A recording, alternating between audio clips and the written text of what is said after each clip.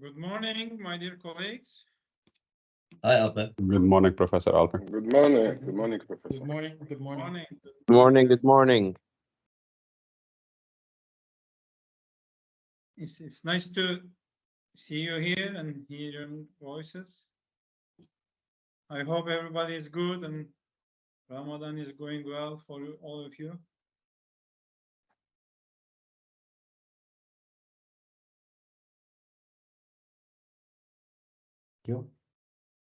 I'm just gonna wait for 2-3 minutes for the people coming from class and everything. So we're gonna start soon.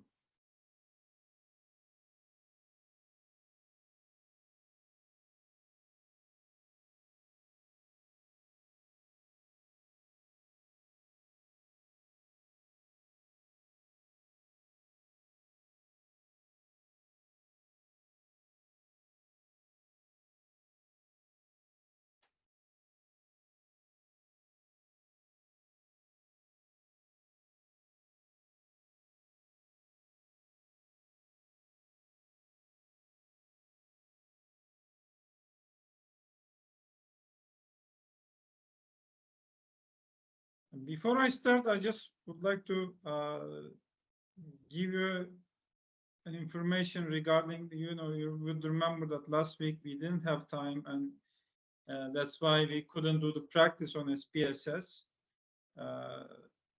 Today, I'm gonna start with regression, and we will try to find time this session.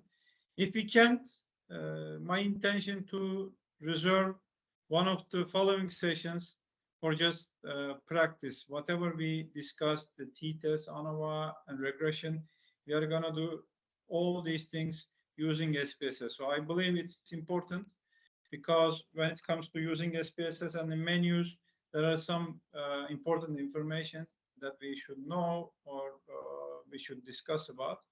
So I'm not gonna finish these training sessions without doing the practice. So I just want you to be sure that we are gonna have our practice session, definitely.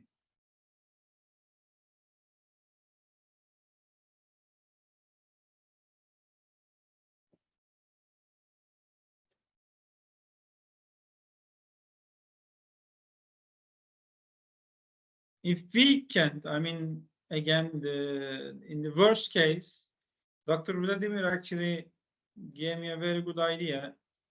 Thanks to him again. We are gonna try our best, as I just mentioned, to do the practice. However, again, in the worst case, if we can't do anything, if we can't do it, I'm gonna do it myself. I'm gonna record it, my screen, and try to share it through Teams or through this all with other presentations. We are gonna share the recording of the practice afterwards. But hopefully we are gonna find time, because I would like to do it interactively. You might have some question. You might have some things to ask me.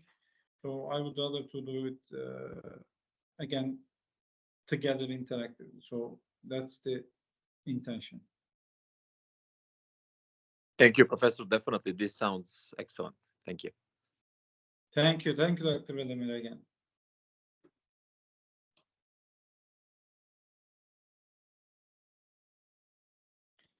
Okay, my dear colleagues, I would like to start now. This week, this session, we are going to discuss regression analysis. Actually, before I start, I would like to say a couple of things. Regression analysis actually is one of the strongest analysis tools in statistics, and also in artificial intelligence in terms of machine learning. All these, most of the machine learning prediction algorithms are actually based on regression. So regression is, again, one of the strongest tools in statistics. You can use it to understand the relationships. You can use it for predictions. So you can use it for a lot of purposes. And regression analysis, actually, there are several different types of regression analysis. Today, we are just going to talk about simple and multiple linear regression. However, there is logistic regression, there is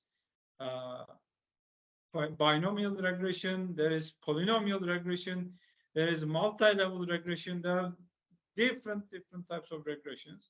So actually, regression is a subject that we can cover whole semester, but we have only 1 hour today. So I will try to give you the meaning of regression in terms of linear regression, and try to again explain the logic and mathematics behind it.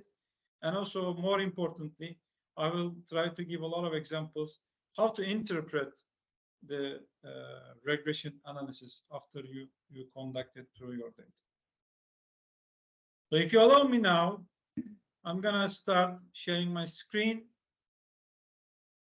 and start my presentation.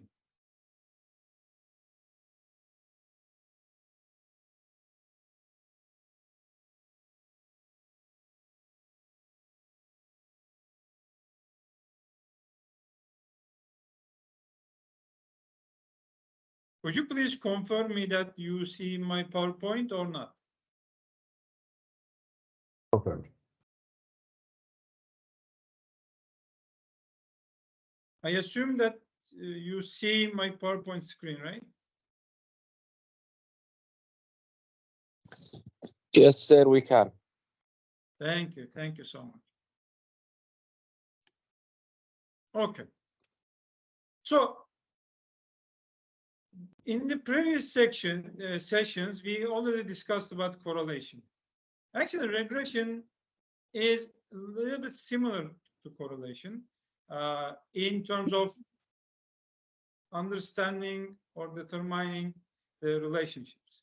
However, correlation analysis, as you would remember, is used to measure the strength of association, and it doesn't give any kind of implication regarding the causal effect. So it's only concerned with the strength of the relationship. As you would remember, and of course, also correlation is related to linear relationship. And there are different types of relationship.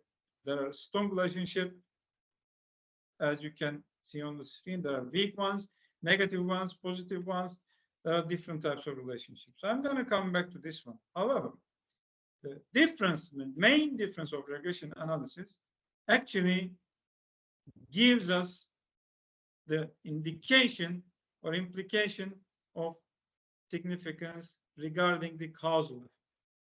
So if A causes B, if A is a variable causing the B, so if it's a consequence or antecedent, then we can use the regression. So regression analysis is used to predict the value of a dependent variable based on the value of at least one independent variable.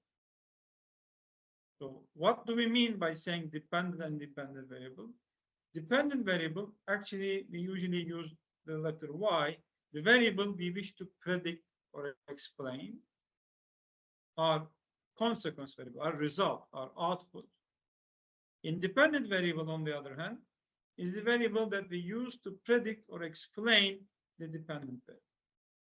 So these are usually shown as X when it comes to this regression formulas that I'm going to show you in a couple of minutes. So again, the purpose is prediction, so that we can explain the changes in an independent variable on how much it changes, how strongly it depends on the other variables. So as an example, let's say that we are going to give this example a couple of minutes later. Let's say that we can understand how much a student is studying, how long is studying, and we can understand if the time that we study is actually how much it affects his or her grades. So we can use the regression analysis to predict and understand the significance of relationship or significance of effect, influence of working or studying time on the student's grades. So the questions that we can answer using regression analysis, actually the first question, of course, is there a significant relationship between dependent and independent variables? And can we show this relationship in terms of an equation? So can we show it in a mathematically? And also, we can answer the question, what is the strength of this relationship? So when we understand the strength in terms of mathematical equation, then I can understand how much or how strong a variable result or affect another variable, or can be used to explain the changes in the resulting variable, or as we call dependent variable. So today, the first model that we are going to talk is going to be simple linear regression model. Linear regression model, we call it, because all relationships that we will talk today is going to be linear. So if it's going to be any curvilinear relationship, we have to use different types of regression models. But today's subject is going to be linear regression. So we will start with simple linear regression model. In simple linear regression model, we only have one independent variable, which we call x. And then we have, of course, one dependent variable, which we call y. In other words, y is a result variable, x is the one who is causing y. So the relationship between x and y is described by a linear function. And as an interpretation of this linear function, we say that any change in the resulting variable, which is y, are assumed to be caused by change in the variable x. So if there is any change in x, we'll assume that there will be some changes in y, and the purpose of the regression model to understand how much this change is going to occur. This is the simple linear regression model, actually. As you see from the screen, there is a dependent variable y.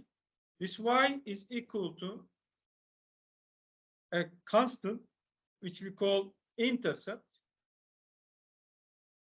plus a coefficient and our independent variable x. This coefficient also is interpreted as the slope. And also, we have an error term that I'm going to explain in a couple of minutes through the graphs. Because when you see it like this, it might look a little bit complicated. Actually, it's a very, very simple model that's easy to understand when we do the examples together. So let's talk about an example here. So my example is, now we have a number of vehicles in our company, and we have their age in terms of months. Okay. So by ages, we are trying to calculate the monthly cost of their maintenance. So when we put those in the graphics, for example, in the graphics, we see that we have a vehicle is around 14 months old, and its maintenance around $600. And there is another one also has the same age, but it has $1,600 probably.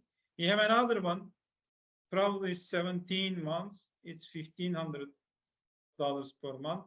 18 months is around 1,600. So we just plot these. We just gather this data from, and as a scatter plot, as we call it, we put it in the graph.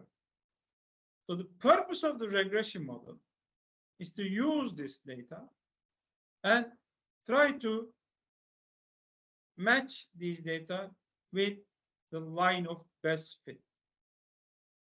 So this line is a linear line. Our purpose is to, again, to decide a line which is going to be best fit for this data. Now the question is, what do we mean by saying best fit, right? So now I'm going to explain what is the best. Now, these data, my dear friends, are real observation, okay? That we call it as Y. Okay? Y is the real actual observation. When we put this estimated line here, we call it Y hat. Y hat is my prediction, is our prediction. This is what we predict. So actually, when we put this line here, you see actual data is here, but we are predicting this data on this line. Actual data is here, we are predicting this on this line. For example, for this, let's say that, let me give you in from here for this data. It's around 23 months old vehicle. For the monthly cost for this vehicle is actually realized like this, but I predicted on this point that I put it X on. So there is an error between it, right? So this error, what we call is the measurement error, okay? So we are gonna, our purpose actually to put this line here to minimize the total of these errors for all the data. So we are trying to find a best slope of this linear line so that we end up the minimum error when it comes to whole data in our hand. So it's the squared error, of course, because as you can see, sometimes data is above the line, which makes the error positive. Sometimes data is below the regression line, which makes a negative error. So, but for us, it's the amount or it's the magnitude of the error which is important. So that's why, just to eliminate the negatives and positives, we take the square of the error and get the summation. So our purpose again for the best fit is to minimize the total error for the regression line. So this is another depiction, another figure which showing the exact same thing. You see all the data points here has some kind of error. And again, our purpose is to find the best slope that's going to minimize the total of squared error. So that's why this, the most commonly used method for linear regression is what we call the least squares method. The least squares method actually, as you see from the formula, this is the error term. So we take for each data point, we measure the error, we squared it, we make the all summation for all data, and we try to minimize them. And then when we minimize the error, our simple regression equation is going to look like y hat, the estimated point. We have an intercept, and we have a slope of our regression line. Professor Alper, if you may, if I Yes, please. just allow me to add one thing really quick, just to make sure that my colleagues are not worried. First of all, these equations or these models are actually made by SPSS. So once you put your data, once you use the variables and so on and so forth, you hit analyze. You don't have to worry about these equations. I just wanted to calm down some of my friends. I have one who's texting me in WhatsApp, telling me only I'm not gonna say the name, but it's only 3 letters, OMG. It's not scary, honest to God. As Professor Alpa said, I just want to remind my friends and Professor Alpa, I really hope that you could continue from there by telling them that once you press analyze, it actually does everything for you. But Professor Alpa is just giving you the the theory behind it. So yeah, thank you. Thank you so much for the clarification. You are completely right. I agree 1000%. I mean, again, last week when we discussed about the t-test and ANOVA, I'm trying to give you the logic behind it. And as my dear colleague just said perfectly. And when we use SPSS, you are going to see that SPSS actually does all the calculations of everything. So the more important point is to how to interpret it. When we go to our examples, I'm going to also explain how to interpret these things, because I believe it's more important to understand what intercept means, what the coefficient means, right? So we are going to pass on these things now. Intercept actually means the constant value is estimated average value of y when all x's are 0. So mathematically, we can say that all variables are 0, and then we have the value of y. I'm going to put it in the context of our example, if you just wait a couple of minutes. And then the coefficient, what the slope means actually explains the amount of change in the dependent variable by 1 unit change in the independent variable. Okay. Again, this sounds a little bit complicated, but when you see the example, it's going to be a very, very easy interpretation, actually. So what SPSS is doing, you're not going to have to do it, of course. When SPSS tries to fit this line, first, it tries to different values of constant, so back and forth, and he find the best one. And then he tried to find the best slope, again, to minimize the differences. This is how the system does, actually. So let's talk on the example. So I'm going to give you a very good idea what a regression means in terms of the data. Let's say that, again, from the same example, I have the age of the vehicles and I have the monthly cost of maintenance. And after putting this data in SPSS, SPSS gives us, this is the regression equation. And it's going to give us, by the table, I'm going to give you the tables, of course, a couple of minutes. Okay. So this is our regression equation. So how should I interpret this? Okay. As you see, there is 353.11 plus 123.54x. It means that every month increase in the age of the vehicle adds $123.54 to the monthly maintenance. So if the age increased by 1, this is going to be added to the y variable.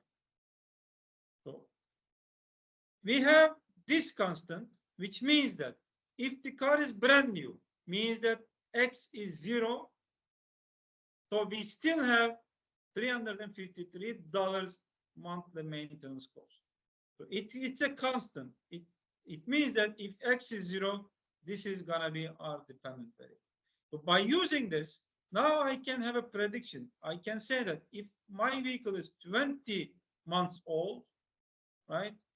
So our monthly maintenance cost will be predicted as, I'm just going to put 20 instead of x here, and I have the result about $2,823 approximately. Okay. This is how we interpret the regression equation, actually. So let's use another example, and I'm going to give you also the results from the SPSS as table. Okay. In this example, we have a real estate agency, and the real estate agent tries to predict the selling price of a house based on its size. In this example, it's measured in square feet. Okay? It means that I want to predict the house price, which makes it y variable, and our x variable is the size of the house, which is measured in square feet. Okay? So this is our data. We just have our data. This is the actual data, by the way. So we have a house, 1,400 square feet, which is sold $245,000. We had a house, 1,600 feet, and sold $312,000. And so So there are some variations, and we try to understand if really the price of these houses have a relationship with or has an affected by the size of the apartment. So we put this data in SPSS and we apply regression analysis, which I'm going to do in SPSS later. So these are the tables resultant from the SPSS. As you can see, mainly we have three tables. One is model summary. One is ANOVA, which we are going to use it to understand the significance of the model. And we have the last table, which is giving us the coefficient. So let's check these tables, how we can read these tables, and how we should understand the significance and all other parameters about our regression model. So as you can see from here, this part gives us the coefficients of this regression equation. It means that y, which is house price, is equal to 98.248 plus 0.110 times x, which is square feet in our example. Okay. So how do we understand it? As you can see, area, which is our independent variable, and it says constant here, which gives us the intercept or the constant of our regression equation. So we just look at here and we create our regression equation as you can see on the slide. Okay. This is the first step when we check. So we understand now our regression equation. But the second question is, how do we know if it is significant or not? Right? So the second point is to understand the significance actually. So before going further, let's interpret this result, okay? So this result has 98.248 as a constant value. It means that even if the square feet is 0, the house price is 98,248. Actually, practically, it might sound a little bit weird. However, for the interpretation purpose of a regression equation, we can conclude that the starting price of houses, even before counting the square feet, is going to be $98,248, which might be caused of taxes or any other expenses, or maybe just real estate expense, I don't know. But even you start counting the square feet, the starting price is going to be 98,000. This means this actually.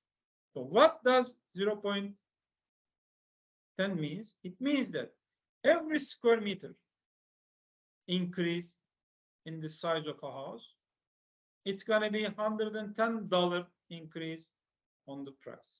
Okay? Because it was measured in $1,000, we multiply it with 1,000. Okay? And it means that every 1 unit increase here is going to add this amount to the housing price actually. So this is how we interpret this result. So if I know it, I can predict the price of a house. For example, if a house is 2,000 square feet, approximately its price is going to be $317,000 based on our equation. Okay. So again, now it's time to understand if this result is significant or not. So we are going to check two coefficients, which are going to be T values and the Z values. Actually, sorry, F values. And I'm not going to go calculations. I'm just going to show it directly from the table. Okay. So we have T value for the same table. I'm coming to the same table, regression table. We have our coefficients here.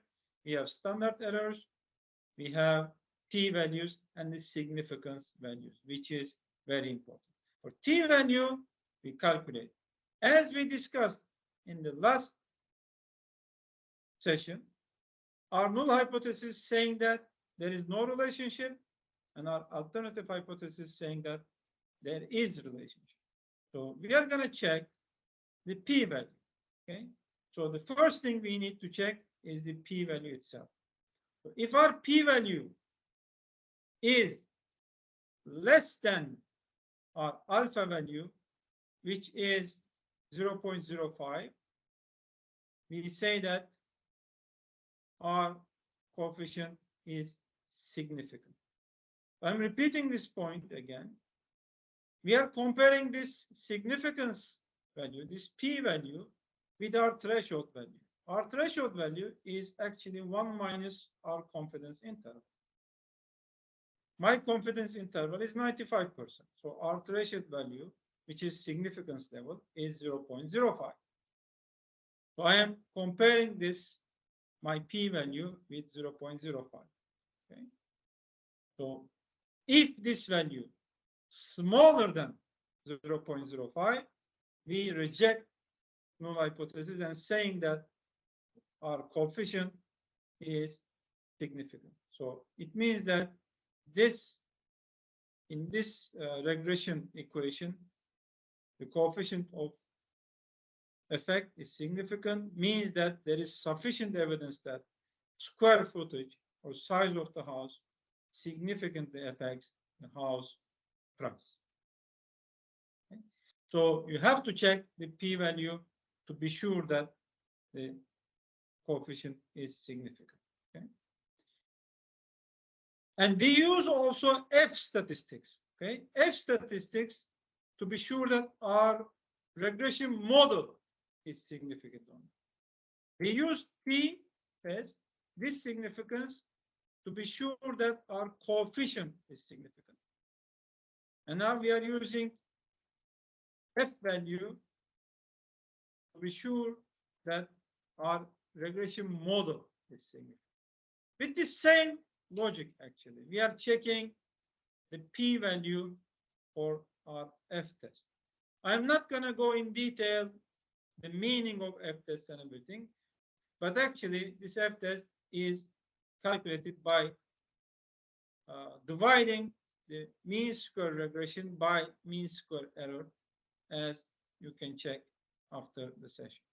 So we check the p-value for the F test, and because p-value is less than 0.05, our decision, we reject the null hypothesis, and it means that we have a significant relationship in our model.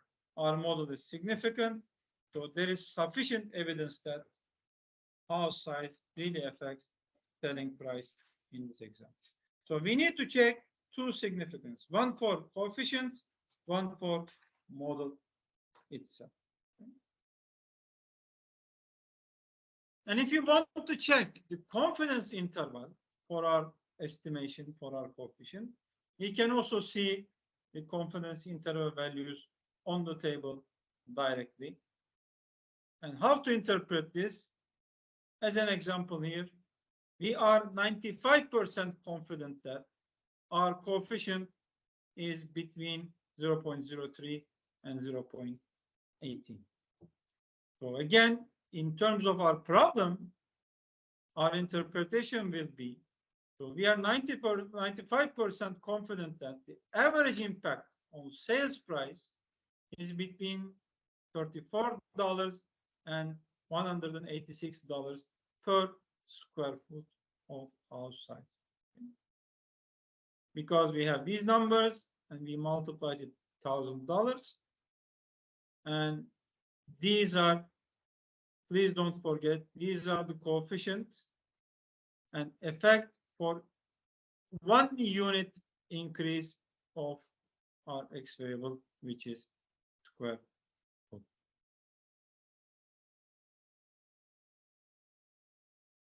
And there is another variable, which is R square. What does R square mean?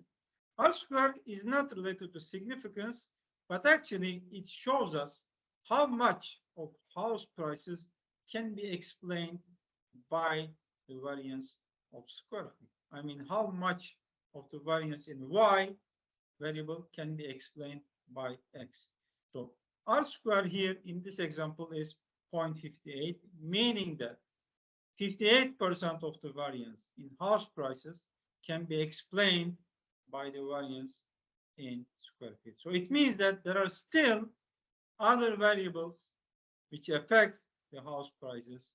Might be the number of rooms, might be the neighborhood, might be a lot of different things. But now we see that 58% of the variance is actually related or affected by the size of the houses in this example.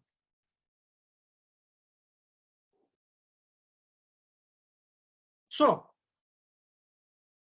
I mentioned at the beginning of the session, there is simple and multiple linear regression.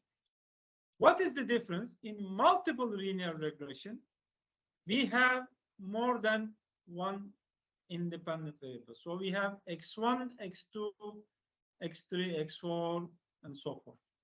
So the dependent variable y is predicted by a set of independent variables, not only by one variable.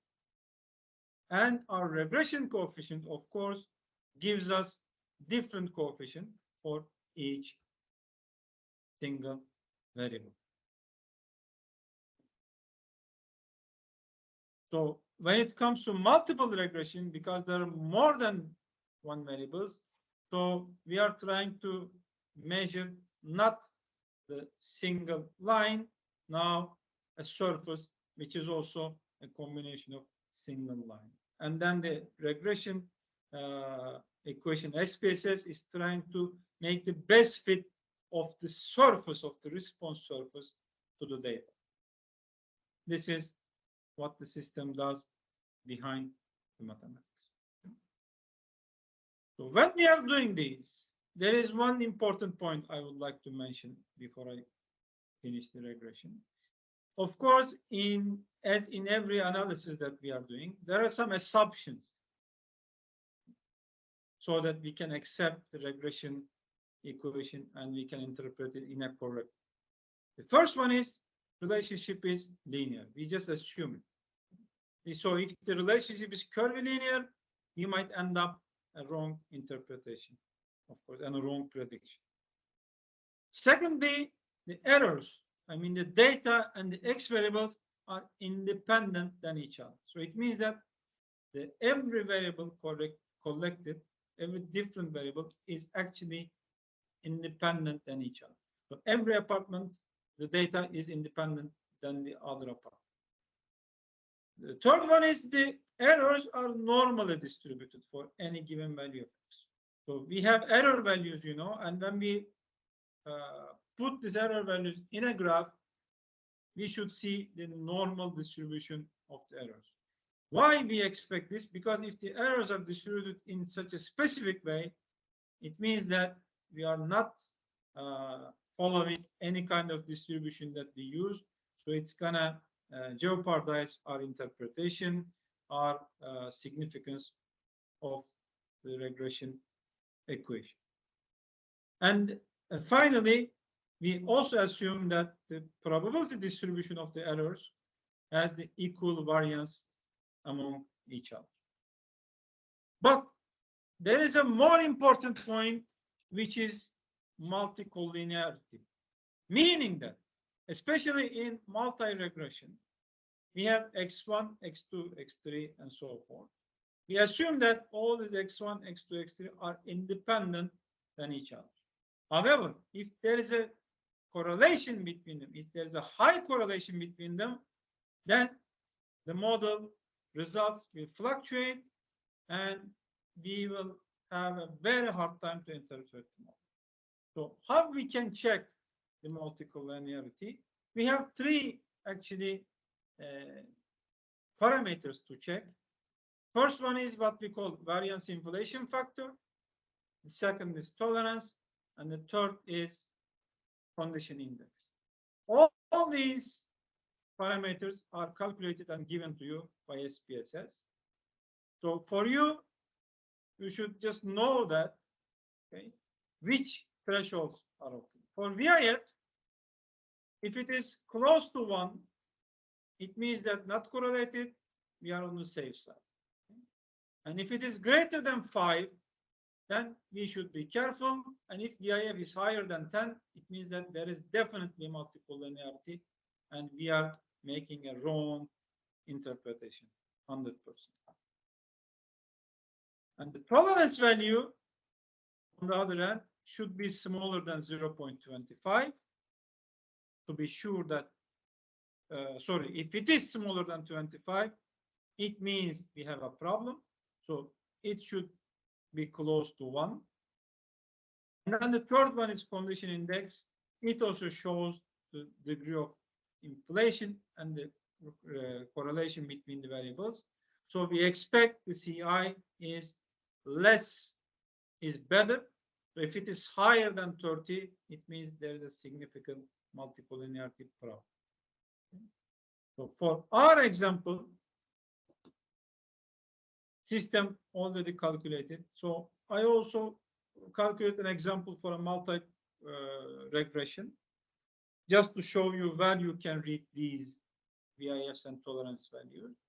VIFs values is calculated, tolerance values is calculated, and CI, condition index values, are calculated for each value. For this example, as you see, VIFs are all less than 5, so reveal no multicollinearity. We are safe. Tolerance values all larger than 0.25, again confirming the situation. And we have CI values all smaller than 30, also confirm that there is no danger for multicollinearity. Okay. So this is how we can interpret and understand our regression model. So I just stopped sharing my screen and would like to ask you, my colleagues, if you have any question up to here. If not, I'm going to share my screen and do a quick regression analysis using SPSS and show you how you can use the menus and what are the screens that we are going to end up while conducting regression analysis. Amazing job, Professor Alper. Thank you, sir. Thank you so much, Dr. Omar. Thank you so much. I appreciate it. Can I ask one question? Yes, please. What can we do in Excel in terms of regression that that we can, basically what of those functions are actually available in Excel that we don't have to use SPSS to do? If you are using just plain Excel, actually in the statistics there is no function for regression, but there are some macros and add-ons for Excel which is available, like Excel stat is one of those macros I'm using in my Excel. If you upload those macros, then you can use this also t-test, ANOVA, and regression analysis. Excel gives you the chance to do it again through those macros. But if you use plain Excel, there is no such analysis available. You can only use descriptive analysis, which are average, mean, and standard deviation, those kind of things.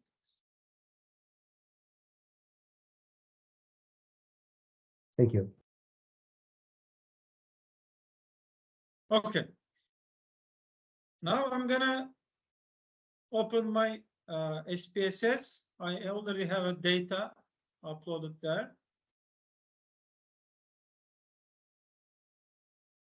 And I will share my screen.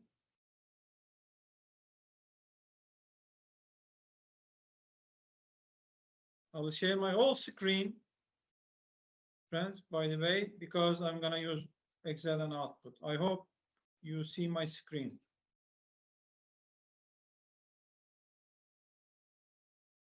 In this example, I have a data of 200 students here, and I have their gender, nationality, social economic situation, status, their high school programs, diploma programs, and their grades for a couple of courses. Okay? Economics, accounting, math 1, math midterm, math final, let's say, and international business courses. There are the grades from these courses. Okay? And in the variable view, we can see what does 1 and 0 means, especially for nominal variables, which are, for example, if you click high school, I see that either state or private high school. And when I see diploma programs, I see management, marketing, and HR. And these are already coded in the data. So let's try to conduct a regression analysis. First, I'm going to do a simple regression, and then I'm going to do a multiple regression for you to see what we are doing. Professor, are you sharing your screen? I am No, we sharing, cannot but, see. We cannot see okay. it. Okay, sorry. I will do it again. Maybe because of. Thank you for heads up.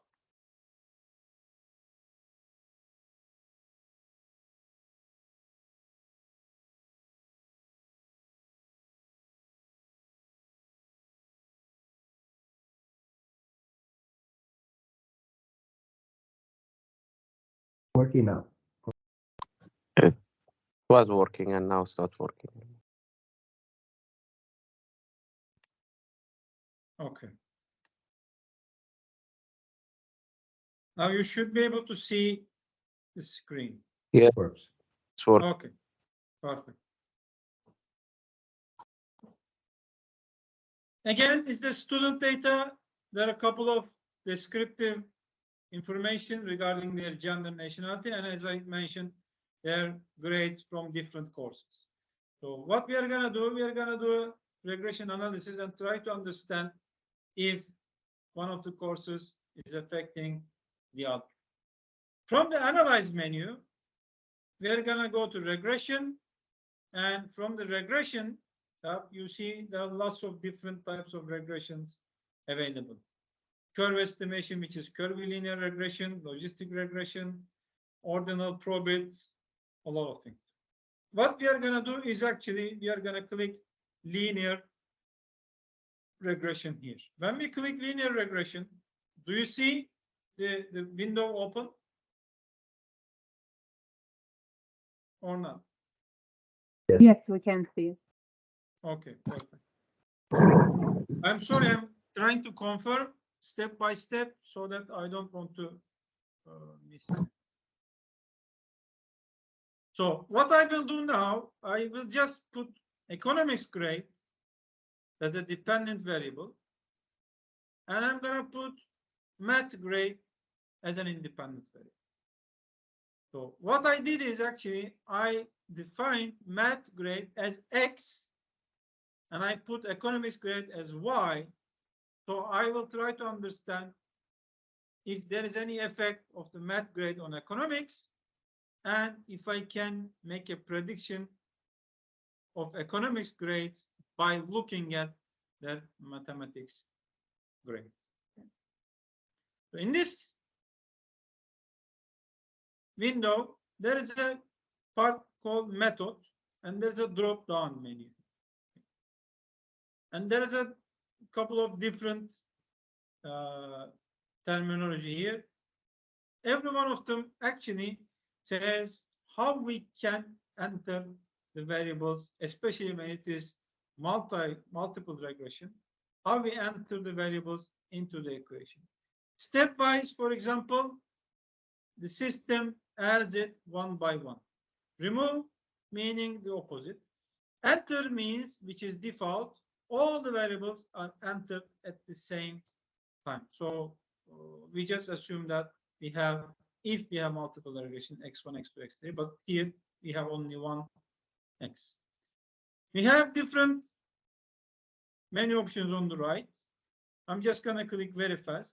When we click options, we just put the R significance level. So R significance level by default is 0.05, means that we are doing all the analysis with 95% confidence interval. And we have a chance saying that including constant in the equation or not. By default, it's checked, and we keep it checked, and I just click continue. When I have plots, we can have scatter plots of our regression equation or regression model. I'm just going to pass this one right now, and in the following sessions, if we have time, we are going to use it. And when I click bootstrapping, bootstrapping is actually an advanced subject, but bootstrapping means a kind of you are using the data, and you are kind of simulating the number of samples, simulating thousands of seeds, and calculating the coefficients and calculating the model, and analyze the model by using simulation. So again, it's a kind of advanced subject, so I'm just gonna pass it right now. And the most important one, statistics. When I click statistics, this small window is open. So by regression coefficients on the left, we click estimates, and I want to see confidence intervals. And on the right side, I want to see the model fit statistics. If you want to see descriptives, mean and standard deviation of all coefficients, which I don't want right now. And I want to see collinearity diagnostics at the beginning. For residuals, I'm not touching right now because we did not cover it. So I just click estimate, confidence intervals, model fit, and collinearity diagnostics. I click continue, and now I click OK, and the system actually conducted the analysis. Do you see the output, or you still see the data window?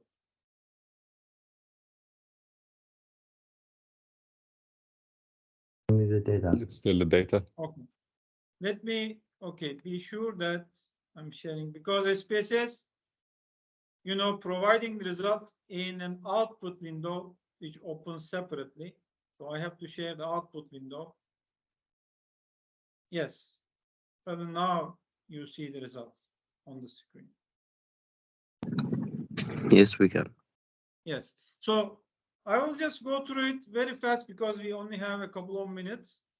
As you see, their model summary, there is a summary of ANOVA, which gives us the significance of the model, and there is regression coefficients. Okay. So when I check the coefficients here, it means that our equation happened to be y, the economics grade, is equal to 14.07 plus 0.72 times mathematics grade. It means that every one score increase in mathematics is going to end up 0.7 increase in economics, right?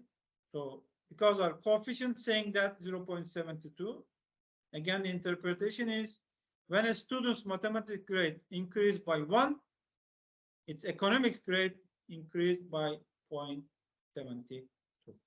Let's see that if this is a significant result, we just check the significance.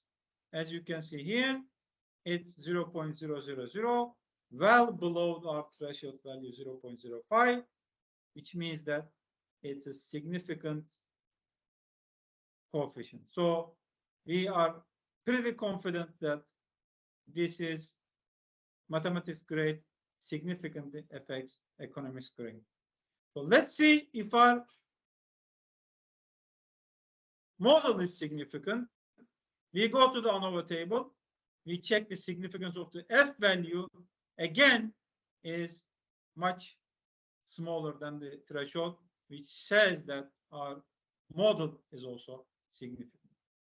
And when I see the R square on top, I see 0.43944 almost. It means that the 44% of the variation in economics grade can be explained with their mathematics grade, which means that there are still room affecting the economics grade, which might be their study, which might be the teacher, which might be other significant.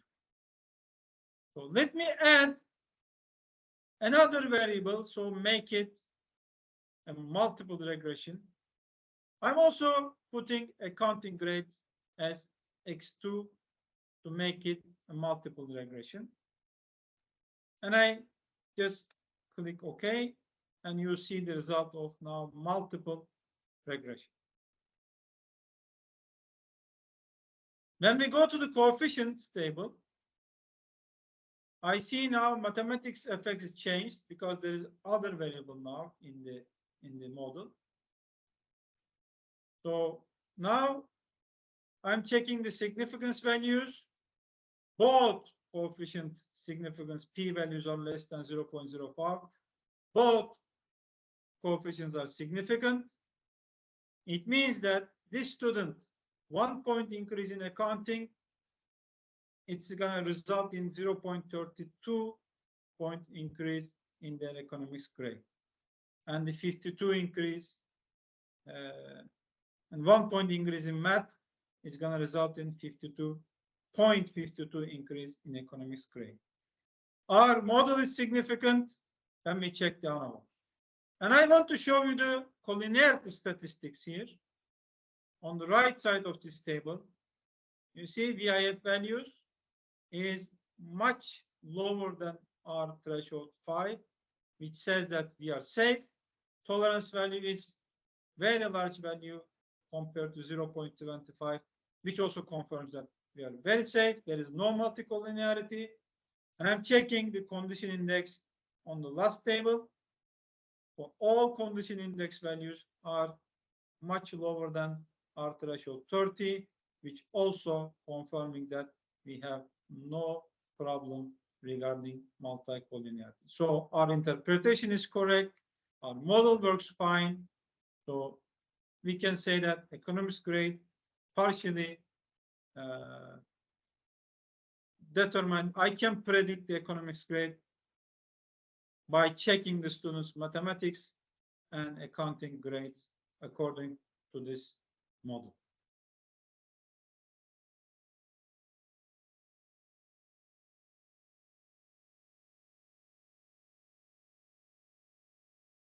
Any questions, my friend, from these tables? Thank you.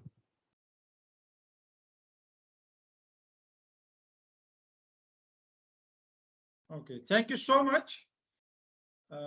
We only have last 3 minutes. I really appreciate your attendance, and thank you so much again for the clarification, Dr. Omar. I mean, it was very, very good. Again, 1 hour is very short. Our intention is again to do maybe a little bit, just one session, just for practice. And we will try to, if we can make it, we will try to do a recording and put it for your further benefit and usage as reference.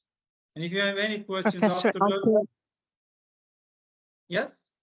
I'd like to thank you so much for the informative presentations that you're doing, and they are also easy to understand. So thank you for the great job.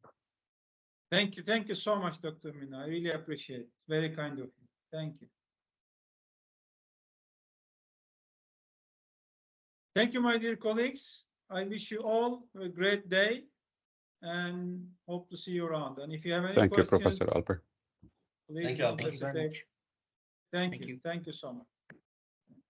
Thank you, Professor Alper. Thank you. Thank you. Thank you, Ms. Alex. Thank you. Thank you. Thanks a lot, my friend. Thank you, Professor Alper. Thank you so much, Dr. Doha. Appreciate it.